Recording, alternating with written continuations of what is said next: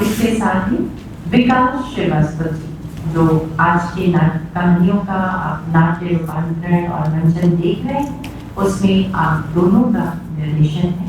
विकास श्रीवास्तव जी रंगमंच से पिछले लगभग 35 सालों से जुड़े हुए हैं और दूरदर्शन तथा आकाशवाणी के अनुमोदित कलाकार।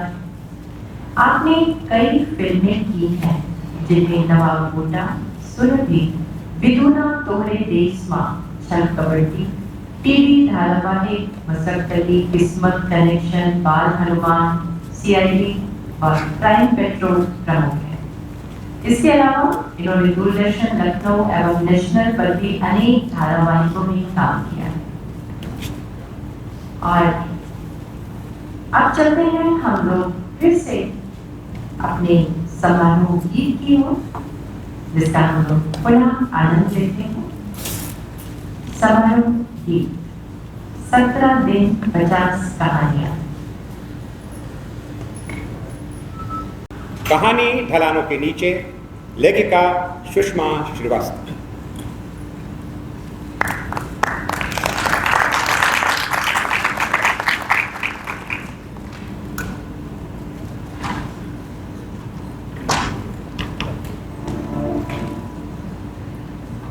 डॉक्टर उत्कर्ष शहर के नामी चिकित्सक और सुलक्षणा प्राइवेट कंपनी में अधिकारी, दोनों ही अति व्यस्त।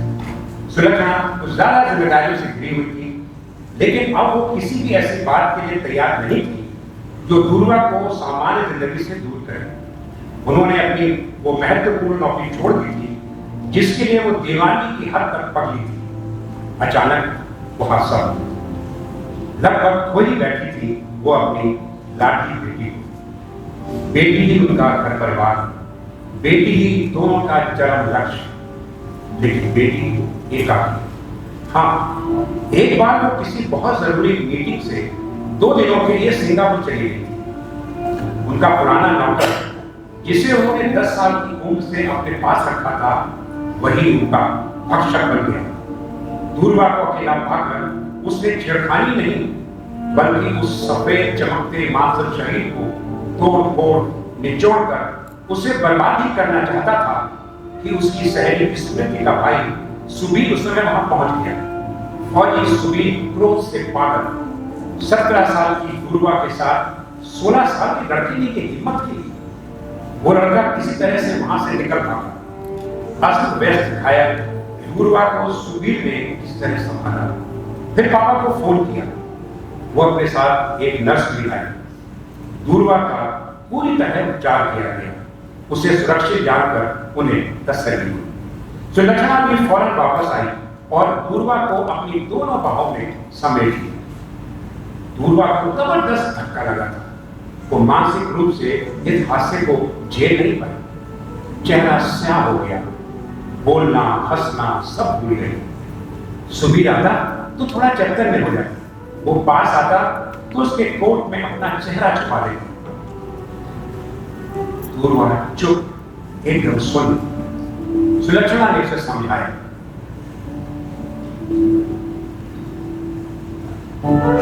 दूरवा, बेटा, ये दुनिया ऐसी ही है। यहाँ अच्छे बुरे हर तरह के लोग होते हैं। एक रास्ता बंद होता है ना, तो दूसरा खुलता है बेटा। अब तू ही देख, भगवान ने उस दिन सुबीर को कैसे फरिश्ता बनाकर भेजा, वरना पता नहीं क्या होता।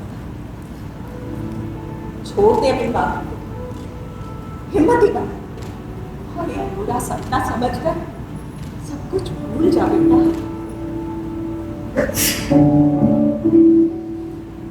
सुलक्षणा खुद तो नौकरी छोड़ी चुकी थी। दूरवा का भी स्कूल छुड़वाकर पंचगढ़ चली है। नए सिरे से सब कुछ किया। सुबीर को जब भी छुट्टी मिलती, पहले वो घर आता, फिर पंचगढ़। दूरवा उसे देखते ही खरगोश की तरह सुबीर के सीने में सर छुपा लेती। ना जाने कितना अनकहा मुखर जाता, कितना अनछुए स्पर्श जिंदा हो जाते। उन स्पर्शों में कितना आश्वासन होता। फिर अचानक सुबीर का कोई पता नहीं। लंबी चुप्पी, ना कोई खबर। स्मृति को भी बराबर फोन करती, लेकिन हमेशा स्विच ऑफ आता। दूरवा सामान्य रहने की पूरी कोशिश करती। उसके एहसासों में सुबीर था, लेकिन इतनी शिद्दत से ये उसने जाना उसके जाने के बाद। सुलक्षणा सुबीर का नाम लेते ही जल बुझ जाती, कहती उसे धोखेबाज चीट, अरे वो क्या तेरे लायक था कि मैं तो तेरी शादी करती? पर एक बड़ा एहसान था उसका। दूरवा सोचती सुबीर उसे शादी करता या ना करता, पर इसमें मुझ मानने की क्या बात है? उसे किसी अनहोनी का डर लगता, उसको ये सारी बातें बेमानी लगती। वो शख्स मिल जाए बस। मम्मी पापा की नजरों में सामान्य बनी रहने की हर संभव कोशिश में वो नाकामयाब रहती, फिर भी बहुत संतुलित हो आई थी। मम्मी पापा ने उसे अतीत से काट कर एक नया भविष्य दिया। उसका जीवन संवारने में दोनों जी जान से लगे थे। वो उनका दिल दुखाना नहीं चाहती थी, पर क्या करें?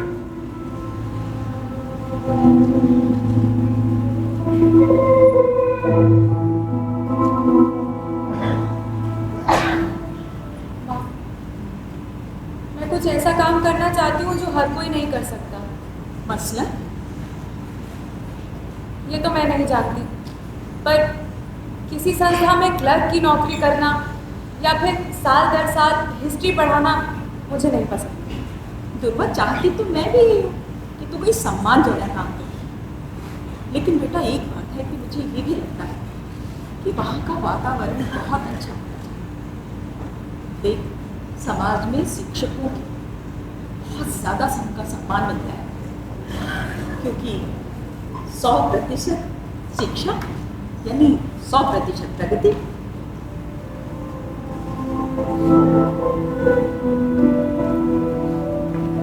लेकिन दुर्वा के मन पंछी दूर दूर तक दौड़ लगा रहे थे। उसे एयरवेव के कोऑर्डिनेशन विभाग में कैजुअल ट्रेनिंग के लिए बुलाया गया था। वो खुश हो गई। उसने पापा को कागज दे दिया, जिसे देखकर वो बोले,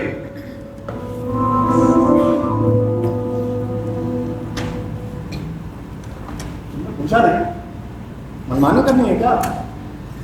नहीं, पर माँ से पूछती तो वो मना कर देती।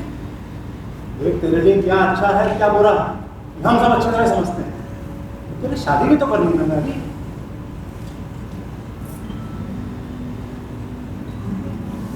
इस समय कोई पास नहीं।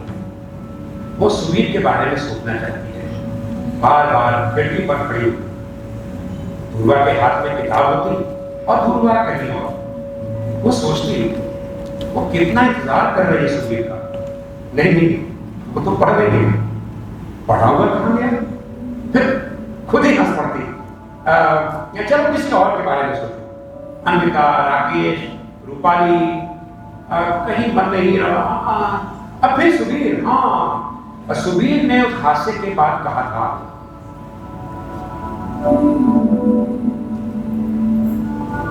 सारी दुर्वाएं मिलके एक दुर्वा को बना सकती है, हरी हरी नाजुक लेकिन आत्मसम्मान से भरी हुई। जैसे दुर्वा कुचले जाने के बाद वैसी सीधी खड़ी हो जाती है, तुम भी वैसी ही हो दुर्वा। अच्छा, थिएटर के 2 टिकट लाया, चलोगी? पर मैंने माँ से पूछा नहीं। अरे, मैंने भी पापा से नहीं पूछा, फिर भी लेके आया हूँ। अरे मैं नौकरी की बात कर रही हूँ। मैंने पापा से पूछा तो उन्होंने कहा ठीक है, जाओ ट्रेनिंग ले लो, पर इसे करियर मत बनाना।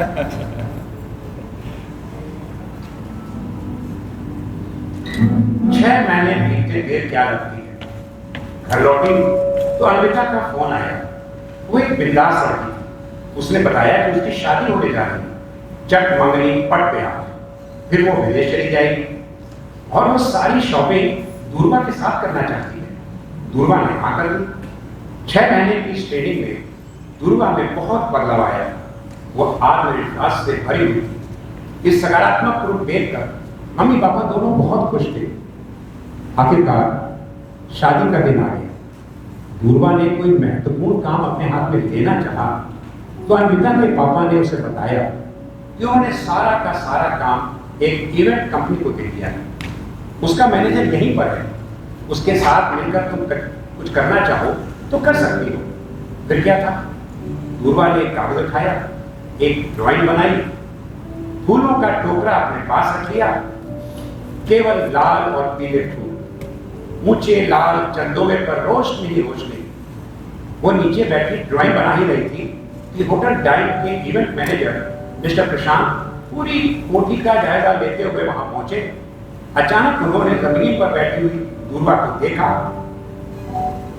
अपना दिल तो आवारा, न जाने किस प्यार।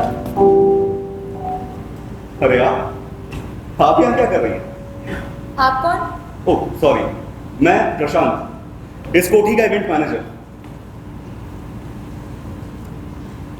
देखिए, फूल बहुत नाजुक होते हैं, ज्यादा हाथ लगेंगे तो मुरझा जाएंगे। दरअसल नजाकत ही वो चीज है जो हम अपने काम में इस्तेमाल करते हैं। फूलों की कशिश में नजाकत और नफाजत तो आ ही जाती है। अब भला इस कशिश से कौन बच पाए? खैर, ईस्टर्न विंग का वीवीआईपी पैसेज और द्वार मेरी जिम्मेदारी है। सर गेट आप देखिए। अच्छा तो ये बात है भाई, वाह, सुरक्षा एकदम चाक चौबंद। आपने तो मेरा काम बिल्कुल हल्का कर दिया। अब से मैं आपकी थीम पर ही काम करूंगा। पर एक बात तो बताइए मिस दूरवा। दूरवा, तो मिस दूरवा, आपको ये सब काम कैसे आता है? आता वाता मुझे कुछ नहीं है, मुझे बस ऊट पटांग काम करना बड़ा अच्छा लगता है। अच्छा मतलब आप मेरे काम को ऊट पटांग कहते हैं। थैंक्स। नहीं नहीं, मैंने ऐसा कब कहा? कोई भी काम अच्छा बुरा या छोटा बड़ा थोड़ी ना होता है। हर काम की अपनी एक अहमियत होती है। जगह, जमीन और वातावरण के नजरिए से जब उसके महत्व को आंका जाता है तो पृथ्वी का कोई भी कण बेकार नहीं जाता। और जिस काम को हम जितनी अच्छी तरीके से करते हैं वो उतना ही फैशनेबल और अच्छा लगने लगता है। अब मिसाल के तौर पे ये सारा आपका काम कितना खूबसूरत है। शुक्रिया।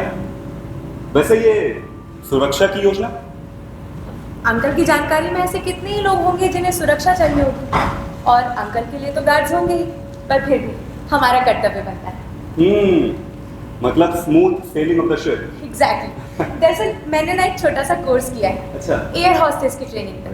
वो एक ऐसी बातें बताते हैं जिससे इंसान की सोच में सकारात्मक दृष्टिकोण हो और उसकी सोच तीक्ष्ण और सूक्ष्म हो। Wow, I'm really impressed. हम तो बातें ही करते रह जाएंगे। लाइट्स देखिए। हाँ जरूर। आओ।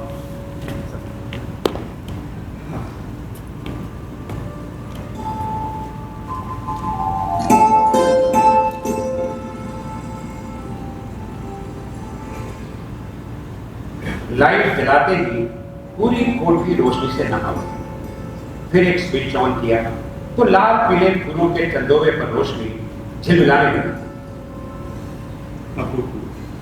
प्रशांत ने खुद की लाइटिंग में स्पेस दी। अब जगमगाहट और बढ़ गई। व्यावसायिक नजरिए से सब ठीक था। प्रशांत खुद मोबाइल लेकर ऐसी जगह खड़ा हो गया जहां से पूरा व्यू मिले, खासकर बार बार आती जाती दूर्वा, फूलों के बीच मोतियों को विरोधी दूर्वा, हर परिधान में सजी दूर्वा। प्रशांत कुछ बेचैनी से महसूस करने लगा। कमाल की बुद्धि, कमाल का काम। उसका गला खुश्क सा होने लगा। अब अक्सर ही प्रशांत का फोन आता।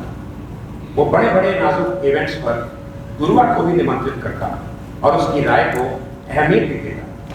दोनों अक्सर ही साथ रहते। कुछ दिनों से प्रशांत के फोन नहीं आए तो शशंक के घटना ने तुरंत पूछा, दुर्वा, आजकल तू इतनी गुमसुम रहती रहती है, क्या बात है? प्रशांत नहीं आया क्या? वो किसी काम से 3 महीने के लिए जर्मनी गया है। आपको कुछ काम था? अरे मुझे उससे क्या काम हो सकता है? मैंने तो बस यूं ही पूछ लिया। आजकल तो कहीं जाती भी तो नहीं है। माँ, आप किस बात का क्या अर्थ निकाल लेती हैं मैं अच्छी तरीके से जानती हूँ। अरे नहीं बाबा, मेरा ऐसा कोई मतलब नहीं है दुर्गा। मैंने तो बस यूं ही पूछ लिया बेटा। माँ, प्रशांत से इतर भी मेरी एक जिंदगी है। चिंतन, सोच और मनन। चिंतन, सोच, मनन, वो ये उसने क्या कर दिया? सोच में तो उसके बस सुबीर ही था। उसकी सांस रुकने लगी। नहीं, सुबीर धोखा नहीं दे सकता। धोखा तो उसने खुद खाया है शायद जिंदगी से। वो है भी या नहीं, लेकिन उसका मन ये मानने को तैयार नहीं होता। क्यों? उसकी छाती धुक धुक करती रहती है। क्यों उसका चेहरा बार बार उसी कोट में जा चिपकता है? उसके पास ये एहसास जिंदा क्यों लगते हैं?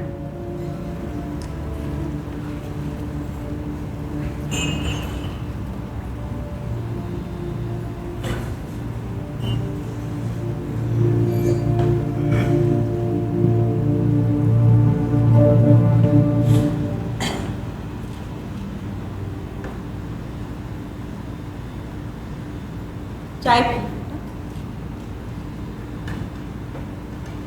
दुर्गा, एक बात कहूं तुझसे। मैं आजकल देख रही हूं तू प्रशांत के साथ बहुत खुश है। अच्छा जाना पहचाना समझा हुआ लगता है, अच्छा कमाता भी है। तू उससे शादी क्यों नहीं कर लेती बेटा? देख, वो भी तो तुझे पसंद करता है।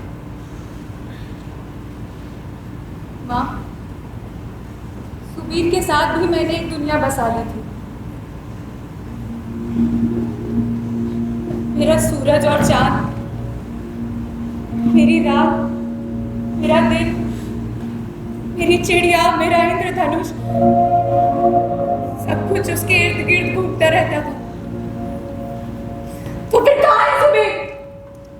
क्यों नहीं ले आती उसे मेरे पास? तुम मुझे चीट कहती हो ना, पर मेरा मन नहीं मानता था।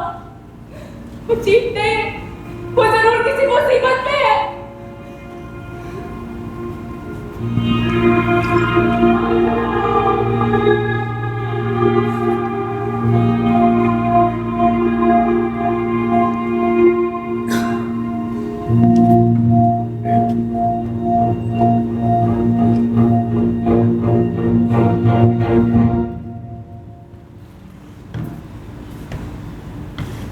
नमस्ते आंटी। नमस्ते।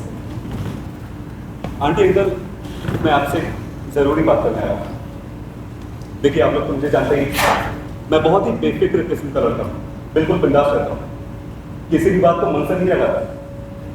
लेकिन एक बात है जो मुझे मन ही मन में फील हो रही है। दरअसल दूरबा मेरे साथ घंटों बिताने के बाद भी ऐसा लगता है जैसे मेरे साथ ही रहती, कहीं थोड़ी सी रहती है। देखिए, आप लोग मेरी बात का गलत मतलब ना करिएगा। दूरबा बहुत अच्छी लगी है, अच्छी इंसान है, मुझे बहुत पसंद है। इनफैक्ट हमारी कई सारी बातें एक जैसी हैं, अंतरंगता का तो कोई सवाल ही नहीं है। लेकिन शादी जैसा बड़ा फैसला, एक बात मुझे परेशान करती है कि कहीं ये शादी। ठीक कहते हो तुम, बिल्कुल। देखो, शादी ब्याह जिंदगी भर का निभाव होता है, सोच लेना चाहिए सब कुछ। बस इतना ही कहना था, अभी चलता हूँ। अरे वो अभी तो आए हो तुम। अरे नहीं अंकल, एक ज़रूरी काम है, बाद में आऊँगा। नमस्ते आंटी। नमस्ते।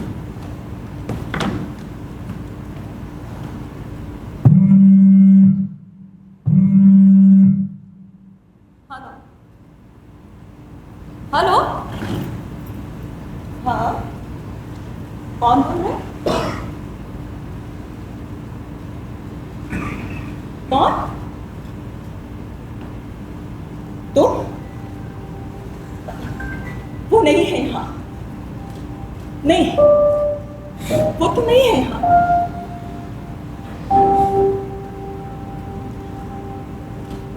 सुनो, वो आ गया।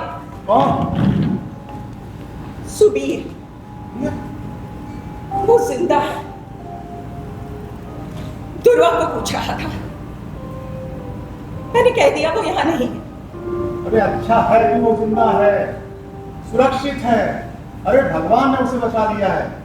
अच्छा है, इतनी मुश्किल से मैं दुर्वा को तूफानी झंझावातों से बचाकर सामान्य जीवन में खड़ा कर पाई हूँ। नहीं, मैं आगे नहीं होने दूंगी। मैं दुर्वा की शादी करा दूंगी, बहुत जल्द। प्रशांत के साथ। अच्छा अच्छा, तो इतना तनाव मत लो। अरे इतनी चिंता कर करके कितनी बीमारियां तुमने बोल ले रखी है। तुम ऐसा करो, एक नींद की गोली खा लो और सो जाओ फिर। सो जाओ? सुधीर यही पंचगनी में है। हाँ हाँ, स्वाति का फोन आया था मेरे पास। आपको पता था? हाँ मुझे पता था, उसी ने मुझे बताया था।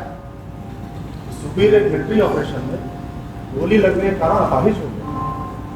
उसने मिलिट्री से मिले पैसे और अपनी पुश्तैनी जमीन बेचकर एक रेजिडेंशियल इंस्टीट्यूट को खरीदा है और यहीं एकेडमी के पास उसने एक सेंटर भी खोल दिया है जहाँ महिलाएं फीस के एवज में उसकी सेंटर में सेवा का कार्य करती हैं।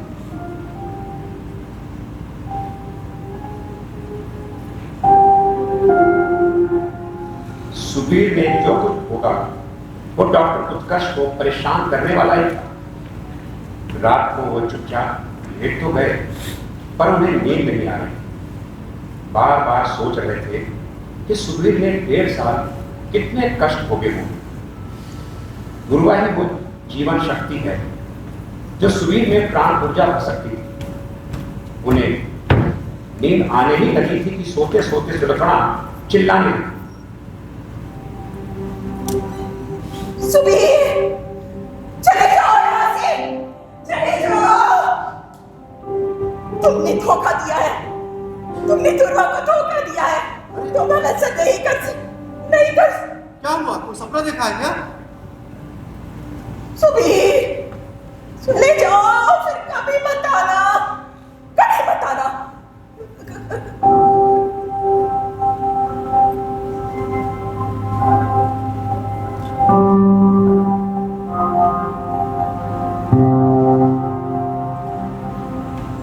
तो तुम आ गए सुबीर, पर तुम्हें यहाँ से जाने के लिए कहा जा रहा है। तो चले जाओ ना। नहीं सुबीर, मैं तुम्हें कहीं नहीं जाने दूंगी। तुम्हें यहाँ से जाने के लिए कहा जा रहा है ना, तो अब तुम्हें नहीं, मुझे आना है। तभी खिड़की पर खट से कुछ बजा। देखा तो एक पत्थर में लिपटा कागज का टुकड़ा वहां पर आ गया। दुर्वा ने कागज खोला।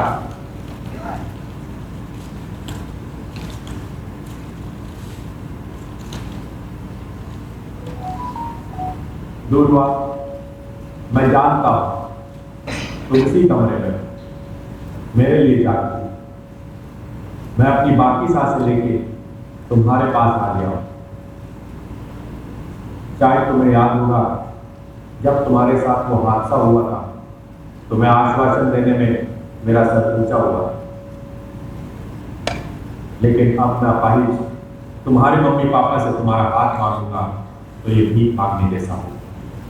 ऐसा बिल्कुल नहीं हो, क्योंकि मैं तुम्हें बता दूं, फौज के बाद मेरी रुचि शिक्षा के क्षेत्र में है। मैंने अपनी ऊर्जा और तुमसे मिली जीवन शक्ति को उसी में निवेश किया। मैं यज्ञ में अपने साथ तुम्हारी भी आहुति की आकांक्षा करता हूँ।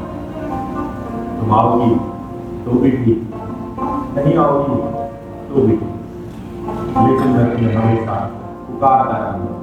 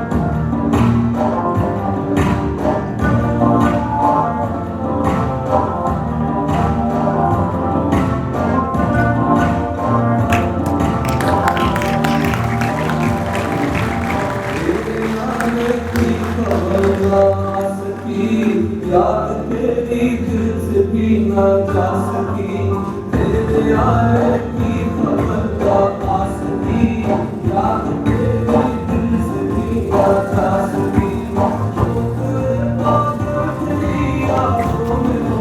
तुम चले आओ पहाड़ों की कसम, तुम चले आओ पहाड़ों की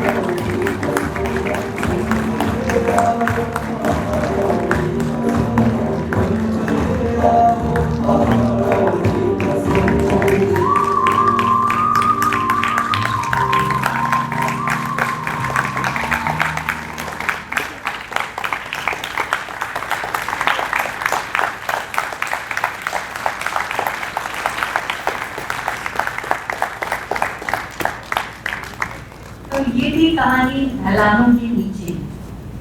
इसमें भाग लेने वाले कलाकारों का परिचय मैं आप लोगों से कराती हूँ।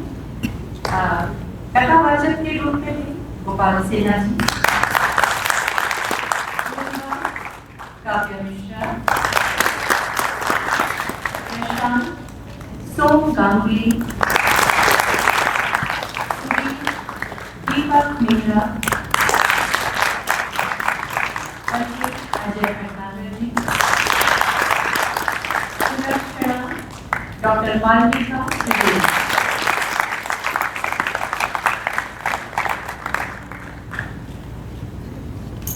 ये थी हमारी आज की तीसरी प्रस्तुति और समारोह के दूसरे दिन की छठी प्रस्तुति। इसी के साथ मैं बाकी जो मंच के पीछे थे जिनको हम लोग देख नहीं पा रहे हैं उनका परिचय भी आप लोगों से कराती हूँ। प्रकाश परिकल्पना श्री गोपाल सिन्हा जी, गोपाल सिन्हा जी। प्रकाश संचालन किया था मनीष सैनी जी ने। गोपाल सिन्हा जी, मनीष सैनी जी कृपया मंच पर आए। संगीत संकलन एवं संचालन किया था अभिजीत पांडे जी ने। अभिजीत पांडे, मेरा आप सबसे निवेदन है कि कृपया मंच पर आ जाइए। अभिजीत पांडे जी। संगीत संकलन सहायक थे शुभम कुमार। मुख्य सज्जा शहीद अहमद एवं सचिन। सेट निर्माण Jamia Shakeel and brothers. Set काव्य प्रभारी शुभम कुमार दुबे। प्रचार प्रसार प्रिंट मीडिया अनुराग अवस्थी। अजय भटनागर। मंच सज्जा रंगम परिधान समारोह शीर्षक गीत लिखा था अमरीश बॉबी। तो ये थी हमारी आज की प्रस्तुति। आशा आप लोगों को पसंद हुई। इसी के साथ ये कार्यक्रम संपन्न होता है। कल आप लोगों से पुनः भेंट होगी। तब तक के लिए अनुमति दीजिए। नमस्कार।